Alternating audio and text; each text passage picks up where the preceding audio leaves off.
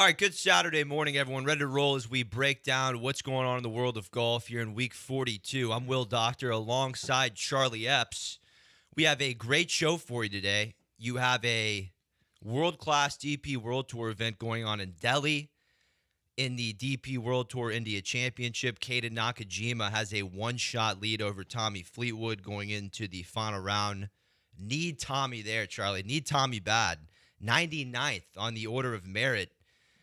The Tour Championship winner, Tommy Fleetwood, he hasn't played too much golf in Europe over the course of this year. So in order to get to the DP World Tour playoffs in 2 weeks, Tommy really needs a win there at Delhi Golf Club. We'll get to that.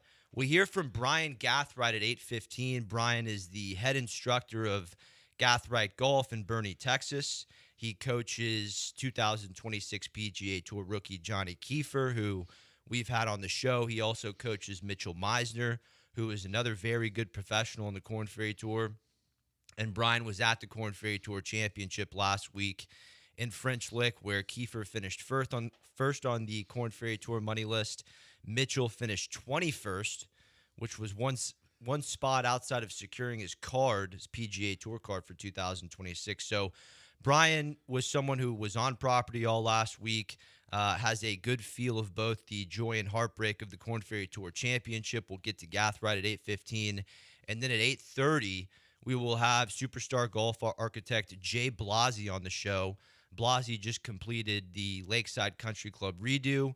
I got a chance to play it on Monday for the first time in 6 years. Charlie, you've seen more iterations of Lakeside over the years, starting with Ralph Plummer, Ron Pritchard, and now a brand new look under Jay Blasi. How are you this morning, Charlie? I'm impressed with what they've done at Lakeside. Because of the hurricane and the floods and so on and so forth, they had to really redo their whole golf course and clubhouse. And the clubhouse is just magnificent. It's a great building. And it's a great club with a lot of great members. And the golf course, I think, in 3 years will really be good. I mean, it's going to mature a little. They've done some things that people can't understand, but the architects have a vision, and you got to give the golf course time to mature now, because it's good. It's good. They got great practice facilities now. They got a great driving range, and they got a great par 3 course for their kids. The Hutch? The Hutch. That's fantastic. Yes, Place, Charlie. and so it's exciting to see people put their resources in the game of golf. And Houston Country Club's doing the same thing. River Oaks is doing the same thing. Champions so it's golf is on an all-time high, and they're improving their facilities, and it makes a difference. I had no idea until I talked to Lakeside's head pro Roland Thatcher that Lakeside was underwater after Harvey in 17. Yeah. I mean, the whole property was literally underwater. My son-in-law, who's a member there, has a locker in the clubhouse. He couldn't get to his locker because it was underwater. Unbelievable. So he finally gets to the locker, and he opens up, and he goes, and he had put his watch in the shoe while he was playing. So it's been underwater for 2 weeks. And as the saying goes, it was still ticking. There you go. How about that? How about that? Yeah. So, all the golf courses got hurt during that horrible time. Oh, they sure did. You just got back from a special one Oh in my South gosh. Carolina. We'll get to Jay Blasi at 8:30. We'll get back to Lakeside. A lot of great work there, but you just got back from Congaree, Charlie. Congaree is a special place. I mean, its conception was based on philanthropy and raising money and helping the community, and also to have a facility that you can go and enjoy. Well, the facility is second to none. Bruce Davidson and John McNeely, 2 golf pros, helped the owner do its thing, and Tom Fazio is a masterpiece. It's really fun, and with the new grasses and They already had many events there. Roy won the what? Yeah, let me go through them for you. 2019, they hosted a PGA Tour event, the Palmetto Championship. Right. That was won by the young South African Garrick Higo, who Yes. just won his second PGA Tour event this year. Rory won the CJ Cup there in Right. 22.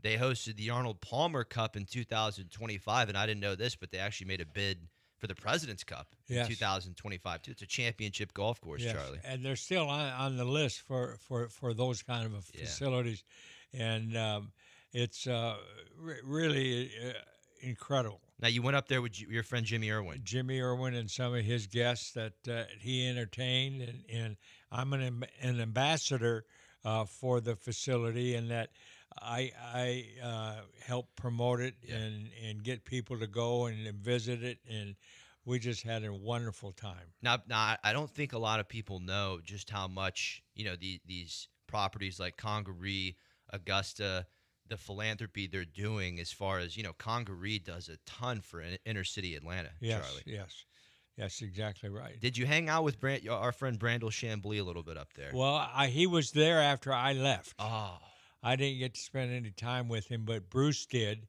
and we're going to have Bruce on our show in next week, Yeah.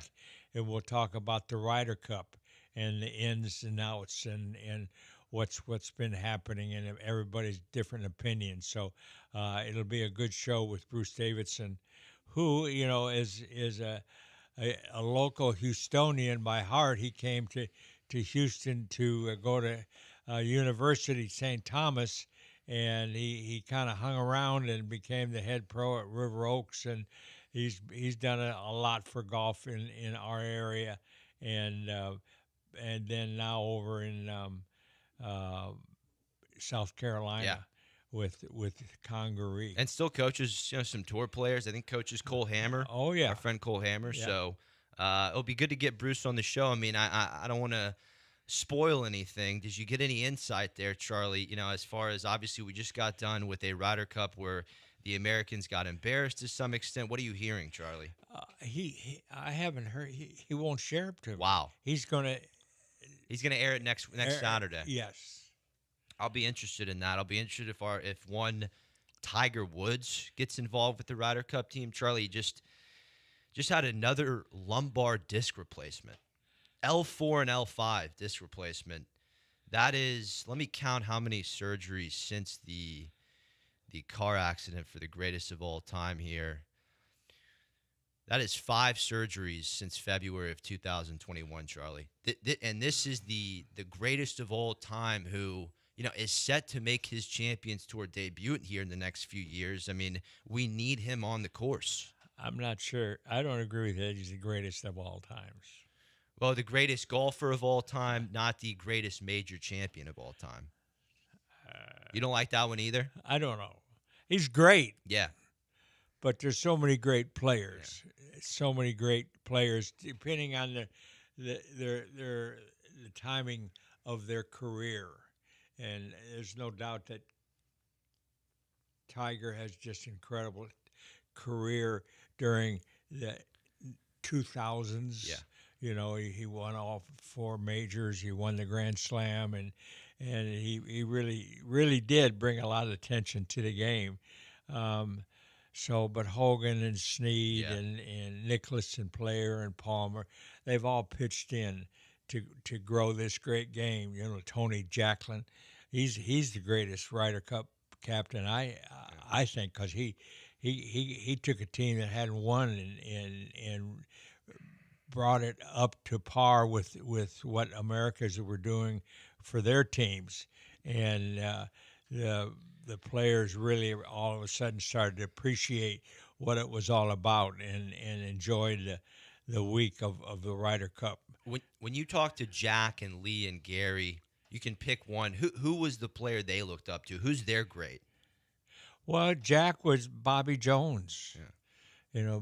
Bobby Jones was the figure that Jack, when he was 15, got to meet, and then his career grew from there. Gary Player, I say he grew up in South Africa, and played his start in he won the '59 British Open, and so in that back then, that was Hogan and Snead, and those old time players that were great characters, and modern day player. Who was the third one you ask? Arnold. Arnold. Who was Arnold's favorite player? Arnold him. The king, the You know, trailblazer. Arnold Arnold's favorite was performing for his gallery for the Arnie's Army. He became really so well known for all of his antics and his machismo, and everybody he was the idol in the '60s, and then Jack beat him in the Open at Oakmont, and that started Jack's run with the championship. So they're all great gentlemen, and they're still doing a lot for the game. I was rewatching a guest spot Palmer had on Johnny Carson, Okay. probably in the '60s, and Yes. when he was doing the seminar for everyone in the crowd, I noticed even when he was done with the swing, he still kept his head down when he was posing. Uh-huh. Why did he do that? Did he? It's just a habit of his dad was his instructor, and back then, you kept your head steady and back to hit draws and power game. It's changed since then. Everybody like Annika Sorenstam, when she hits the ball, her eyes are moving with the club and the ball as it goes towards the target. You don't keep your head down that long. The greats, Charlie. The greats. We've got one coming up right now. I mean, Scotty Scheffler, 27 years old, 19 PGA Tour wins, 3 major championships, 1 away from completing the Grand Slam. He's got. Do you think he's got? Do you think he has the trajectory to get to that 70, 80 win mark by the end of his career?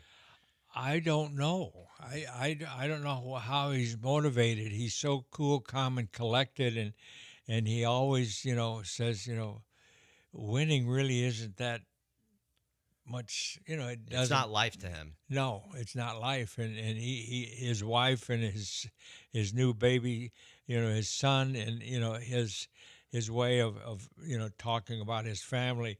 I'm not sure he wants to hang around for 40 years to complete the cycle. He's made an incredible amount of money already as a young man. I mean, he's talking $40 million. Yeah. So he's not motivated by money, but he's motivated by playing the game. So as soon as that, goes to the wayside, he just might walk away. It's interesting how the idea of longevity in the game is changing Yep. a lot. Yep. I was talking to a junior golfer at the course the other day, and he was like, "Yeah, I hope to play, Division I golf, and then I hope to get a deal with Live Golf, really? play for 10 years, and then retire." Good luck. I mean, 10 years, Charlie.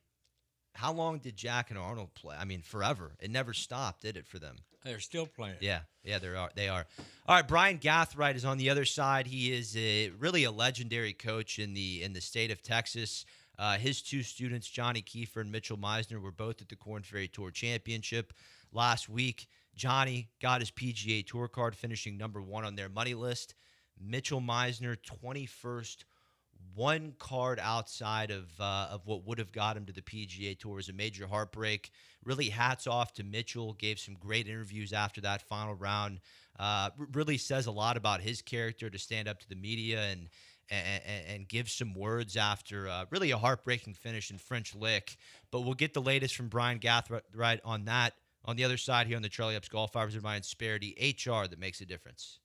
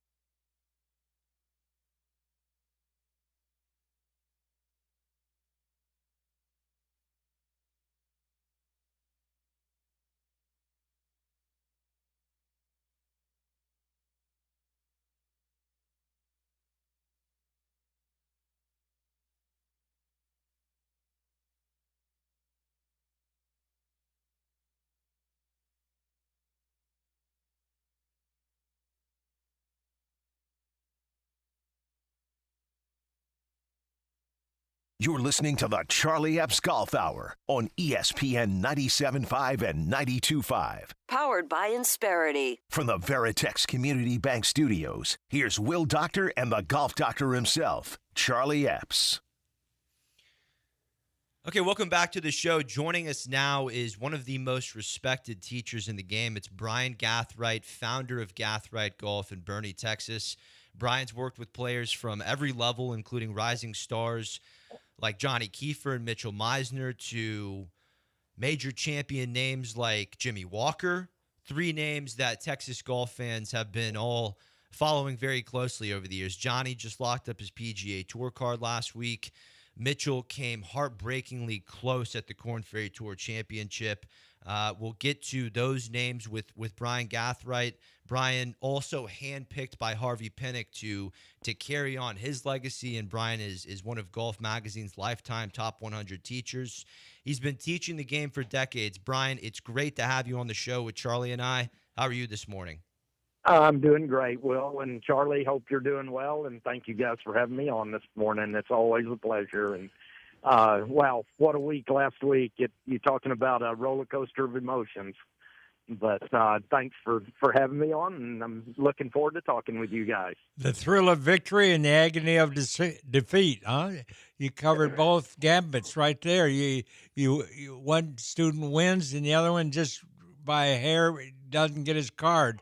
But I'm sure, this has happened before, and it's hard to handle, but he'll bounce back. Oh, absolutely. And Charlie, to Mitchell's credit, I told him afterwards, I hugged him. And I guess the one thing that was probably the most frustrating was, the media world that we live in today. Well, the first thing that happens, he's walking off the 18th, coming literally just off the green. And, pardon me, he's got tears in his eyes and everything. And then the next thing you know, there's a camera in his face. And those are the things that, you'd love to see him have a moment to kind of collect himself. But to Mitchell's credit, he handled it like the champion he is. And, I told him afterwards, I say, look, you've gotten better every year on this tour. We couldn't be any closer than we were this year. And then in his credit, last year it was the top 30. This year the PGA Tour cut it to 20. And one of the things a lot of people don't know about him, there were 26 winners last year this year, I should say, on the Korn Ferry Tour. I talk about it like it was ancient history, and it happened, it was over last Sunday. But there were 26 winners. Mitchell did not have a top 3 finish this year on the Korn Ferry Tour, and yet he was 21st. So the body of work, the incredible amount of golf he played, he had 7 top 10s, made almost every cut, and just played some great, wonderful golf. And unfortunately, we came up 37 points short. But it's like I told him, I said, it's not a matter of if you get to the PGA Tour, it's when. And I hugged him and I said, when you get there, you'll never leave. So, and then, 10 minutes later, he signed his scorecard. He's doing an interview, and he's just an incredible young man, and I couldn't be more proud of him. And that's one of those things that sometimes we learn a lot more in hardship than we do in celebration. But my hat's off to him. He's a class act. Brian, Mitchell has an older brother, Mac Meisner, who is on the PGA Tour. Can you break down the relationship between those two and how they push each other to get better? Well, actually, it's a younger brother, and that's probably been the most difficult part. I'll even share a story. A couple of years ago, when Mac got his PGA Tour card, he finished ironically, Mac finished 20th on the points list, a couple of years ago, got his PGA Tour card, and I saw Mitchell a couple of weeks later, and I asked him if he was okay. And he looked at me and he said, I love Mac. He's my brother. I'm so happy for him. He said, but don't ever misunderstand. It's hard to see your little brother living your dream before you do. And they're two of the closest brothers you can have and two of the most competitive individuals with each other on planet Earth. And it's been that way since day one. And I've had the I've had the great fortune to work with both of them. I think I figured it out a couple of weeks ago. Someone asked me how long I'd worked with Mitchell, Mac, and Johnny, and their combined age, Will, is 79 years old, and I've spent 41 years with them combined. So we've been through a lot together, and certainly this is a tough one for Mitchell, but it's something that I know he'll respond to in the right way. He'll get better. He'll continue to grow and do all the things that I know he's capable of. And one thing that I think, Charlie, you'd agree with, I think it'll be great. I think he'll win a tournament next year, and I think that'll help him a long way down the road to being a long-time great PGA Tour player. Brian, will Mitch, we talked about the changes to the PGA Tour system. Obviously, there used to be 30 cards that went from the Korn Ferry Tour to the PGA Tour. Obviously, I wish that system was still in place, but we also have some changes to Q School where the top 5 at Q School get their PGA Tour cards.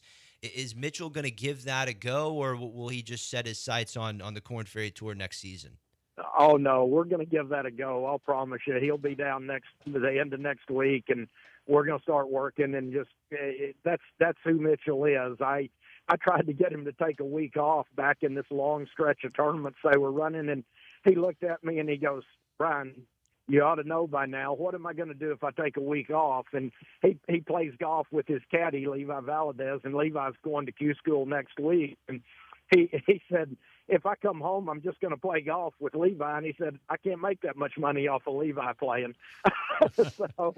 So he's a hard worker. He'll get right back at it. And it's like I told him, he's a good enough player to go finish in the top 5 there. I mean, it's a long shot. Yes, it is, but it's still a shot, and he's going to go do that. And obviously we'll prepare for that. And I was down there last year with Johnny Kiefer, and we know a lot about the golf courses they play, Sawgrass Country Club, and then the Dottie course at TPC and Sawgrass, and they fit his game. They fit Mitchell's game really well. So I look to play well, and we'll give it a good run down there. Well, we know you're what you've gone through. With your profession, golf can be agony and the ecstasy. But what's happened in your area with the flood and how y'all are bouncing back, and how the money has been coming in to help all the people that have been really displaced, and how y'all handling that, all of that's going on in Kerrville? Well, one of the things, Charlie, that has happened up there that a lot of people don't know about, because he's a really quiet legend in the music industry. George Strait got a bunch of his friends together, and you didn't hear anything about it. He didn't do it for himself. He didn't publicize it. But shortly thereafter, they had a huge concert, and George called on a lot of his friends, and they raised an enormous amount of money. And the city of Kerrville, the area, the people have all just dug in, and it's just it's kind of the good. I grew up in a very small town, and it's what I call just kind of the good people country way of doing things, and everybody's rolled up their sleeves, and how can we help? How can we do this? And hats off to George Strait. He kind of led the way with that, and people are just very resilient, and hopefully, God has a bigger plan, and you move forward and move on. But it's good to see, and my hat's off to George for what he's done for that community as well. Well, it's great to hear that, and I know the people from Texas are proud people, and I know they've chipped in and going to make it go, and I understand that some of the couple of the camps are going to reopen next year, and I know that's going to be a trying time, but like you say, we got to bounce back from a lot of tragedies in life, and you guys are certainly faced with that, and my hat's off to everybody over there. Well, thank you very much.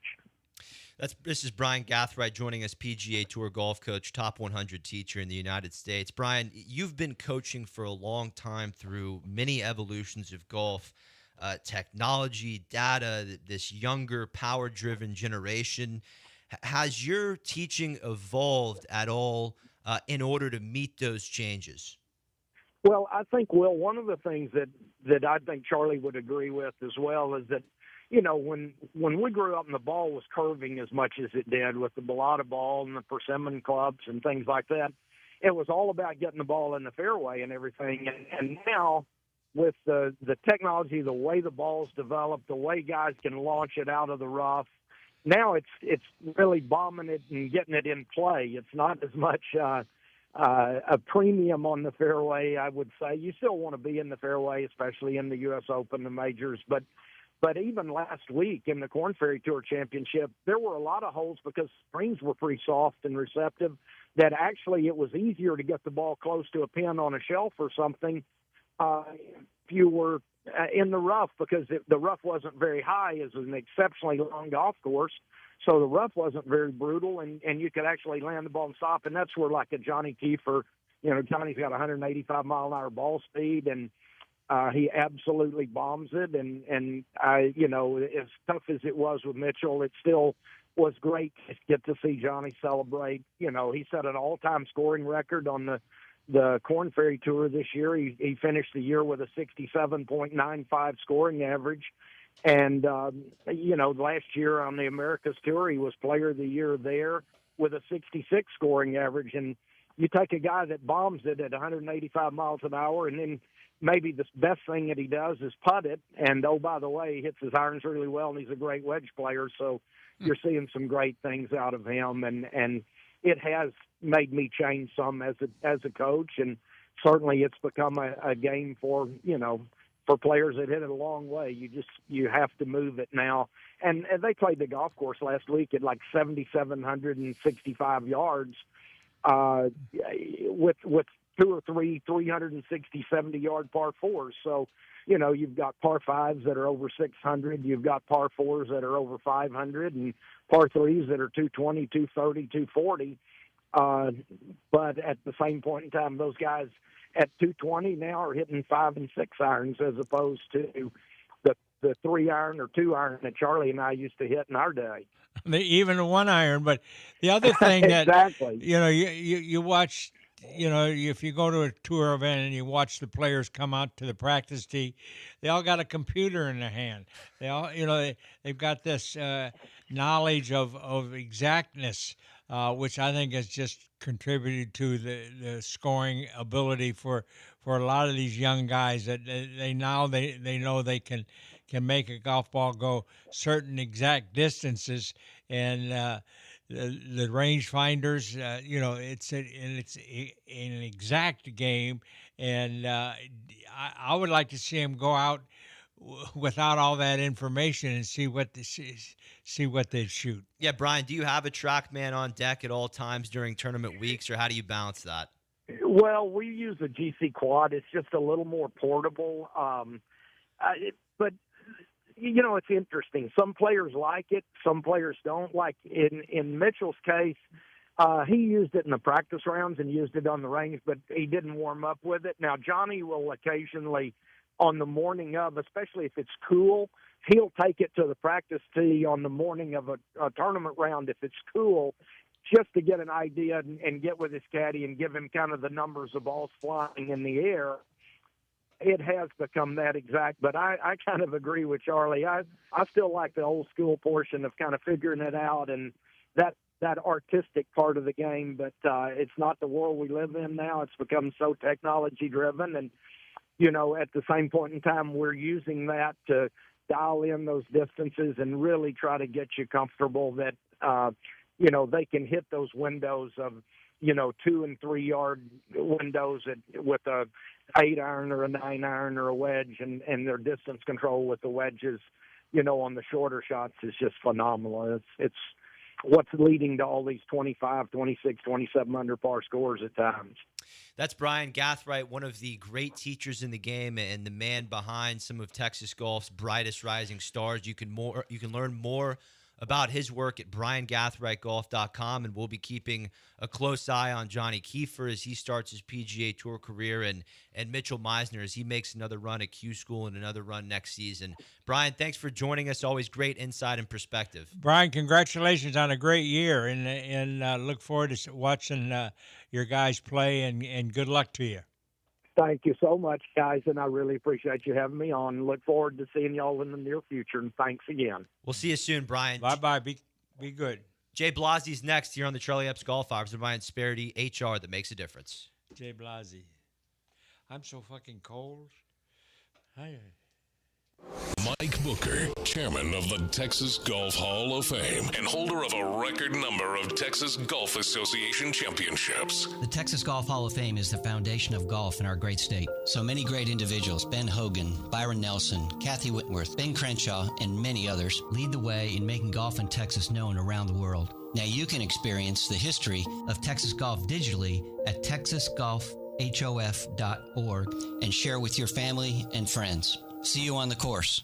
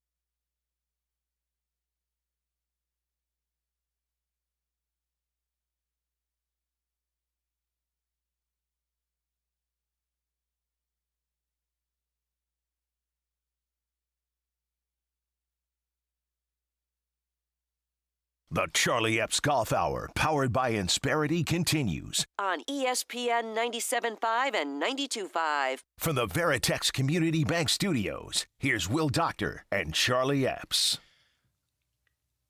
All right, welcome back to the Charlie Epps Golf Hour. Our next guest is golf course architect Jay Blasi, who has made his mark with projects like Chambers Bay, Century World, and now a full redesign of Lakeside Country Club in Houston, Texas.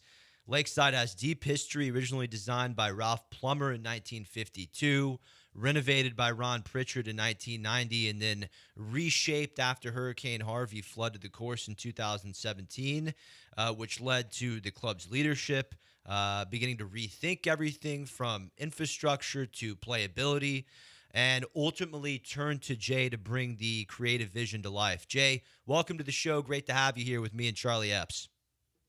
Thanks so much for having me. Congratulations on the John. Well done. Well, I appreciate it. It was a long journey, but a lot of great people over there and a lot of fun.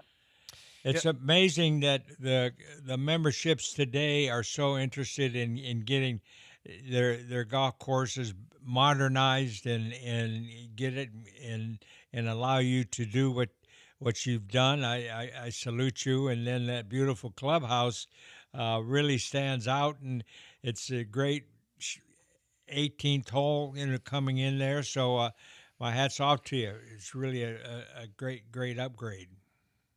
Well, thank you so much. As Will mentioned, this whole project was kind of born out of unfortunate circumstances from Harvey.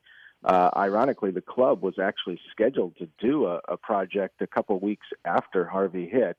And then when Harvey hit, it compromised the clubhouse, and so everything went on hold, and they decided to build the new clubhouse, which, as you alluded to, is really quite spectacular. And then as we went through the process and worked with the membership to kind of establish goals for the facility moving forward, we were able to outline, what was working well about the golf course and what areas had some challenges. And then there were a lot of opportunities out there. And so we feel what we've done is a pretty significant transformation that not only makes the golf course much more fun and playable and exciting, but it also served the critical need of addressing some of the infrastructure issues and setting the site up to survive big rain events in the future. How much of the older DNA did you feel like you needed to preserve versus, I don't want to use the word modern golf, but you took us through on Monday a couple different styles of flatter courses in the South. How much did you need to preserve? How much new did you bring in? Yeah, that's a great question. So with each club and their membership, every site is different, every membership is different, and the club's history is different. And so we talked about all of that at length. And, what we felt like there were some real challenges in terms of what we needed in order to move forward. So there was a nice big property there, but the way that things were organized wasn't really serving the club that well.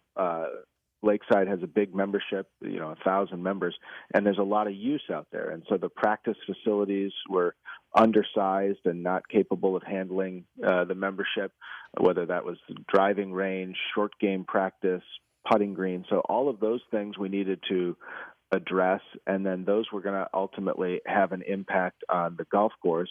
We touched upon the infrastructure and the flooding and the big rain events that were likely to happen. So in order to address all of those, by the time you looked at all of those issues, it was very clear that we were going to need to kind of reorganize the site. So rather than a restoration of what might have been originally built, this was focused on let's kind of reimagine the property and let's maximize the potential towards the future. So it's different with every club.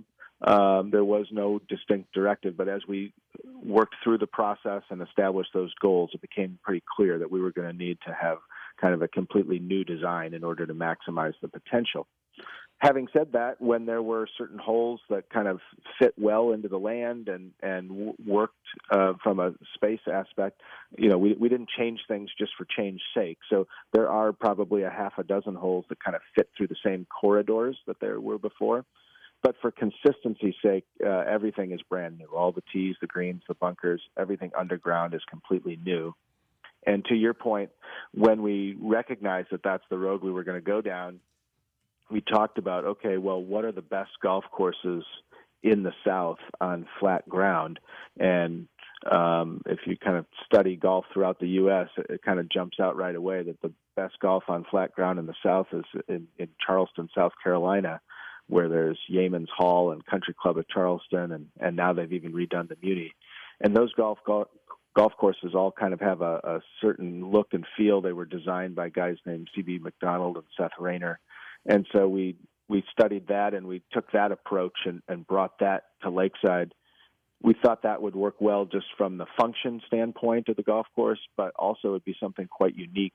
Those were famous architects who kind of had their own unique style that's highly represented up in the Northeast and over on the East Coast, and there's none of it in Texas. And so we thought that would be unique to bring to Texas as well.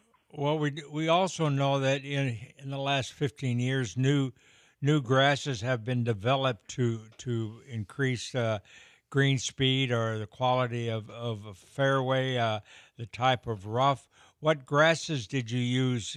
Did you stay with what was there, or did you bring in something new?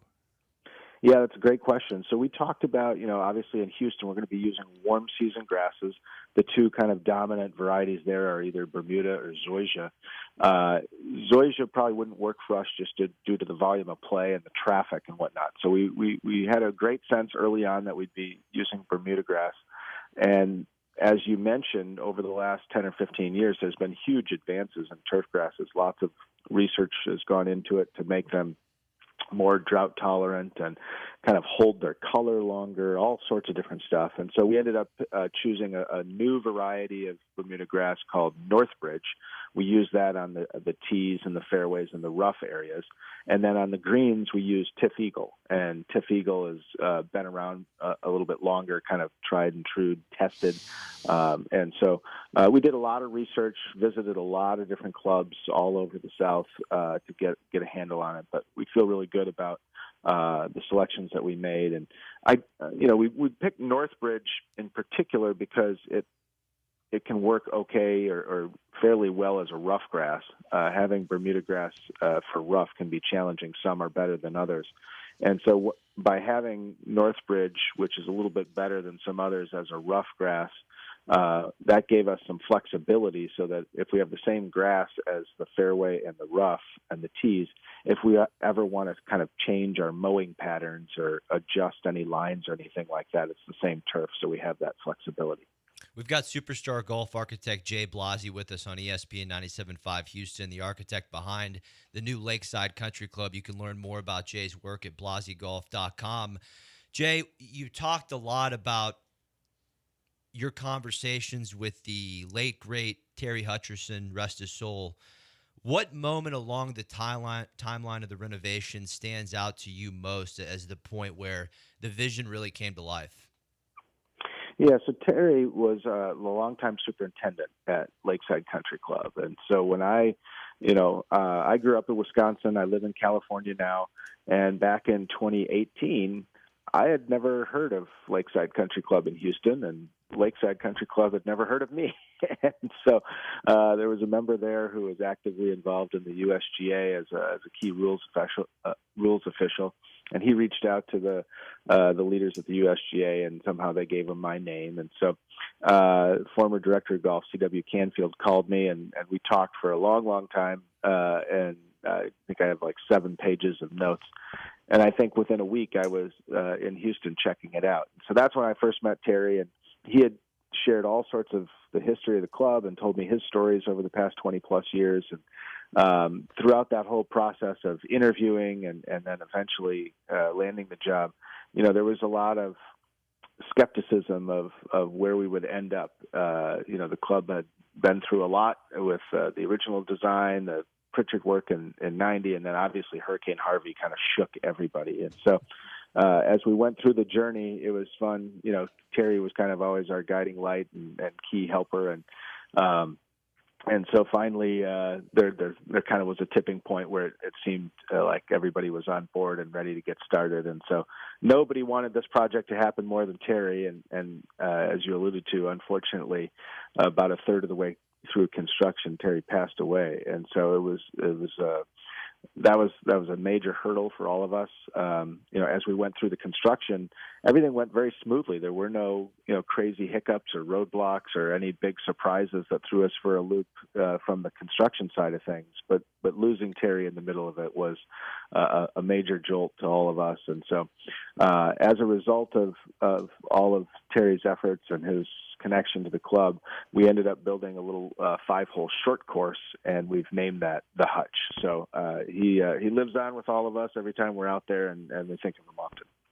That's great. That's a good story right there.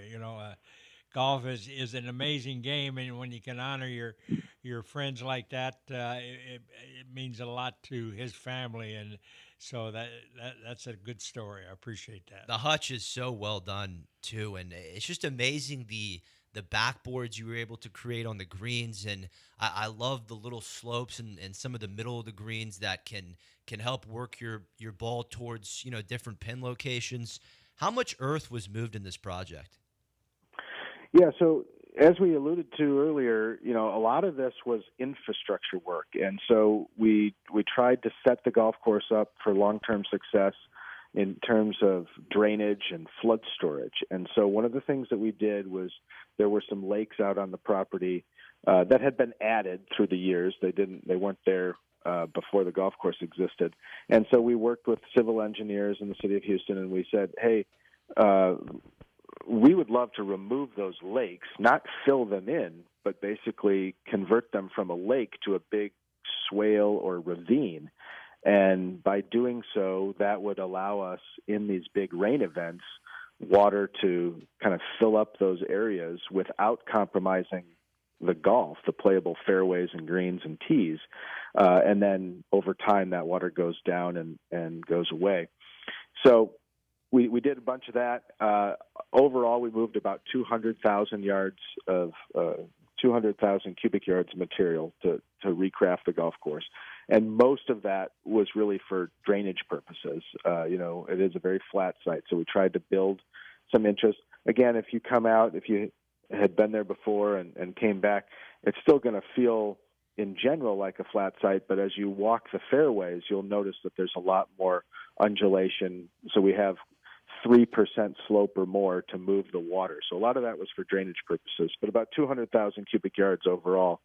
And by doing that, that's what allowed us to create what we believe are really interesting green complexes that have a lot of fun, interesting slopes that a player can use on their approach shot, or if they happen to miss the green, they can get very creative and use them on their recovery.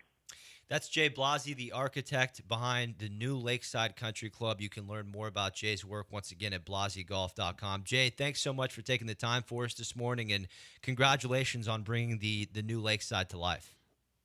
Well, thanks so much, guys. It was great to be with you. I really appreciate the opportunity. Congratulations, and thanks for making golf a better game. And keep us updated on future projects, Jay. We'd love to have you on the show again. All right, that's Jay Blasi here on ESPN 97.5 Houston. We'll be back after this.